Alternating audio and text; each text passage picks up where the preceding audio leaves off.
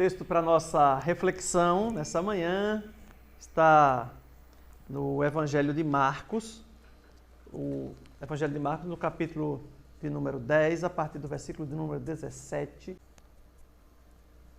Pondo-se Jesus a caminhar, correu um homem em sua direção e, ajoelhando-se, prostrou-lhe e disse: Mestre, que farei para herdar a vida eterna? Respondeu Jesus: Por que me chamas bom? Ninguém é bom senão um só, que é Deus. Sabe os mandamentos? Não matarás, não adulterarás, não furtarás, não dirás falsos testemunhos, não defraudareis ninguém, honra o teu pai e a tua mãe. Então ele respondeu: Mestre, tudo isso eu tenho observado desde a minha juventude.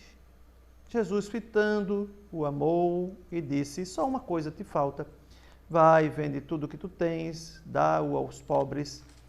Depois vem e segue-me e terás um tesouro no céu. Ele, porém, contrariado com essas palavras, retirou-se triste, porque era dono de muitas propriedades.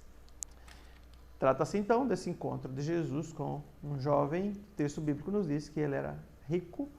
O Evangelho de Mateus e o Evangelho de Lucas também narram esse texto e colocam numa posição de riquíssimo, ou seja, alguém dono de muitas posses.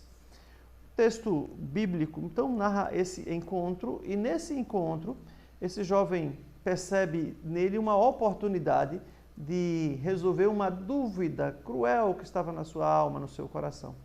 Era uma dúvida acerca da salvação eterna. Então ele se dirige a Jesus e pergunta ao Senhor Jesus o que é que ele deve fazer para herdar a vida eterna. Essa é uma pergunta-chave. Se nós entendermos bem a resposta do Senhor Jesus, nós vamos entender, então, esse texto.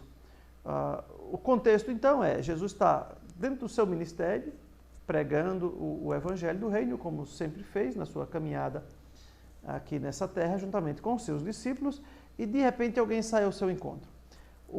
Esse jovem vem até Jesus numa posição de muita reverência até. O texto diz que ele se prostra aos pés do Senhor Jesus. E em seguida ele faz a sua pergunta. Ele tem uma percepção do Senhor Jesus um tanto equivocada. Ele enxerga o Senhor Jesus apenas como um mestre, alguém que veio para ensinar. E de fato Jesus é mestre. Jesus tem um foco no ensino. Jesus estava treinando, ensinando discípulos. E até mesmo quando Jesus cura, ele pega uma lição daquela cura, daquele milagre, e aplica essa lição, esse ensinamento, mostrando que o foco do seu ministério, de fato, é o ensino. E depois ele vai culminar tudo isso entregando a sua própria vida por todos nós. Mas o fato desse homem entender Jesus como mestre apenas, isso mostra um equívoco da parte dele, porque Jesus também é Deus. Jesus é o Filho de Deus, mas Jesus é o Deus encarnado. Mas esse homem, ou esse jovem, ainda não tem essa percepção de que, de fato, Jesus é o Salvador do mundo. E ele, então, faz essa pergunta: bom, mestre, e é interessante que ele chama de bom mestre. Jesus vai até corrigi-lo, né, dizer que não há ninguém bom, senão só que é o próprio Deus. Porque, na verdade, se ele entende que Jesus é apenas um mestre e que é bom, está equivocado novamente, né? Porque bom é Deus, e ele não está entendendo que Jesus é Deus. Então, não poderia ser bom se não for também Deus. Jesus chega então para esse jovem, estabelece então esse diálogo, nessa conversa muito aberta e muito franca. Jesus pergunta se ele conhece os mandamentos e ele responde positivamente que conhece.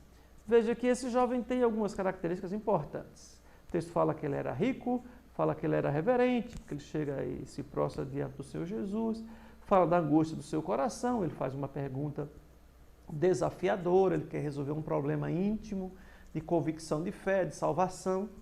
Ele revela, então, essa intenção mais profunda da sua alma, ele abre o coração perante o Senhor Jesus e mostra também a sua insatisfação.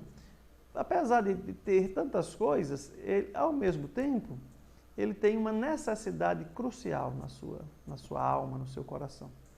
ele, além dos bens e posses, ele tem um comportamento exemplar. Quando Jesus fala sobre os mandamentos, ele diz que observa esses mandamentos, guarda esses mandamentos desde a sua juventude ou desde a sua meninice.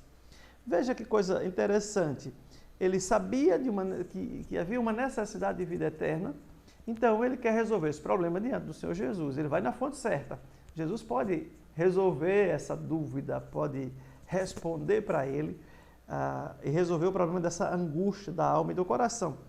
Mas é interessante que no pensamento desse jovem, ele entende também que ele precisa fazer alguma coisa para herdar a vida eterna. E a pergunta é: o que farei? E veja que na resposta de Jesus, o foco não está naquilo que ele vai fazer ou que possa fazer. E por ser um jovem rico, de posses, propriedades, é muito provável que na mentalidade desse homem ele perceba ou entenda que depende de alguma coisa que ele faça, que ele execute. E o que Jesus mostra é que o que ele precisa, na verdade, é seguir ao Senhor Jesus.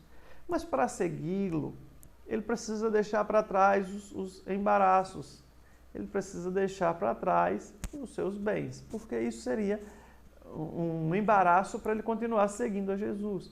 Ele retornaria do meio do caminho, porque ele tinha preocupações, inquietações, uma agenda para dar conta, então ele seria um péssimo seguidor de Jesus se ele não se desprendesse dessas amarras ou desses bens. E é por isso então que Jesus disse: olha, vende tudo isso, dá aos pobres, depois você vem e segue-me. Veja que todo o foco do Senhor Jesus, toda a ênfase é: vem e segue-me. O texto diz que imediatamente a reação desse homem é de tristeza. Ele ficou muito impactado com essas palavras e sentiu uma tristeza profunda em sua alma, exatamente porque ele estava ainda muito apegado às suas coisas, aos seus bens, e ele não estava disposto a deixar tudo isso para se aventurar a seguir o Senhor Jesus. Aqui, um problema gravíssimo para esse jovem, não é? Ele se encontra com Jesus, mas sai pior do que o início da conversa, né? Agora, no final da conversa, ele está mais triste, abatido, porque ele fez uma opção pelos seus bens, não estava disposto a renunciar a tudo isso por causa do Senhor Jesus.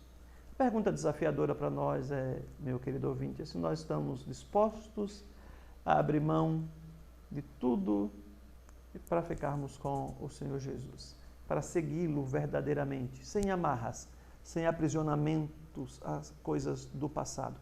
O desafio para nós é seguirmos ao Senhor Jesus, lançando as nossas vidas nas suas mãos, dependendo dele integralmente, confiando de que ele é suficiente para nos sustentar, para nos guardar, nos proteger e nos conceder esse bem maior, que é a vida eterna. Não se trata de algo que eu vou fazer, mas de algo que ele já fez por mim. Eu recebo esse glorioso presente da salvação, esse milagre da salvação, que é um presente de Cristo Jesus. Que você entenda assim, meu querido ouvinte. Você só precisa abrir o seu coração e receber o sacrifício que Cristo já fez por você em seu lugar. Como é que você responde a tudo isso? Seguindo fielmente ao Senhor Jesus. Deus te abençoe nessa manhã. Tenha um dia de paz, que a sua mente entenda e compreenda a importância do sacrifício de Cristo em seu lugar. Amém.